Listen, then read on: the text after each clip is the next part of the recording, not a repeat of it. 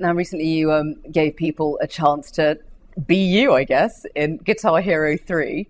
Tell me about that experience. It must have been completely different from anything you'd ever done. Yeah, it was a little bit, out of my comfort zone for a minute.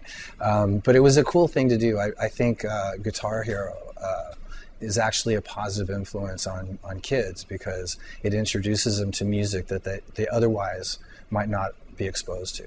The first time I was introduced to Guitar Hero, the thing that blew me away about it wasn't the guitar or the whole sort of idea behind it, but it was the playlist, which is just like really killer music, from the 70s, 80s, and 90s, all, really, really great stuff.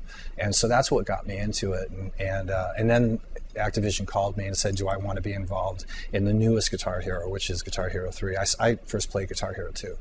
And so I was like, it is a big mega corporation kind of thing, or not, but all things considered, I think it's a positive kind of, if you're going to spend all your time gaming, then I thought it was a good influence.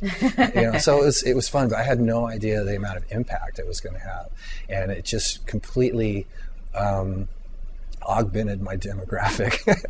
With all these kids who didn't know who I was, other than that I was the guy in the box of Guitar Hero. So that was interesting.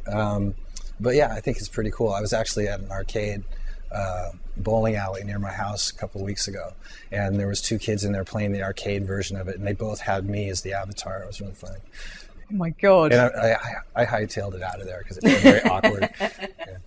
But what did you have to do? I mean, I guess they would attach all these sensors to you. Yeah, you get into, the way I did it was you got into this big, massive warehouse type room and stood in the middle of a pretty sizable square. And you had this suit with all these sensors on it, and then you have all these cameras.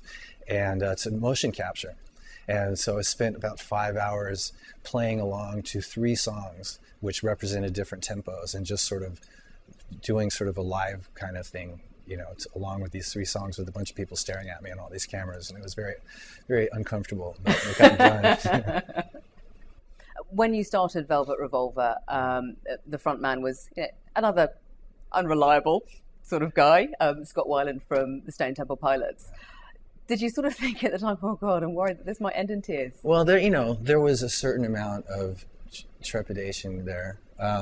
But, at the same time, it was very sort of rock and roll, and he was going through his issues, which we'd all been through, and he seemed to be really set on straightening himself out, and we sort of felt inclined to sort of support him on that, and we sort of did all that together, and it was cool.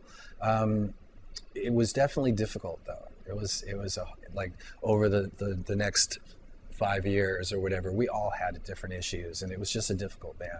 A lot of egos, a lot of people who've been doing it a long time that have their own way of looking at things, and all that, and of course, drugs kept rearing their heads in this whole thing, and so I hate to point the finger at anybody, at any one person, because I definitely had my fair share of issues in that band. So it just, at the end of the day, it just didn't really work out with Scott.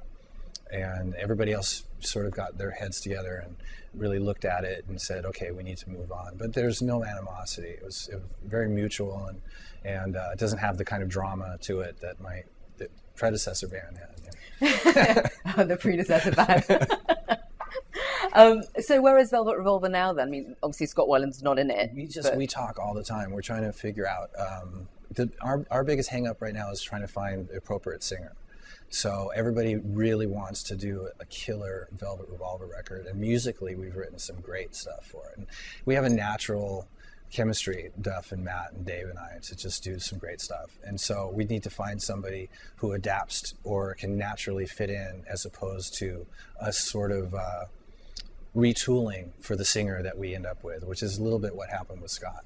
So we're trying to find that guy, and it's just, really great, genuine rock and roll singers are few and far between. So as soon as we can find somebody that we feel comfortable with, then we'll get that going and start thinking about when we're going to put out the next sort of definitive Velvet Revolver record.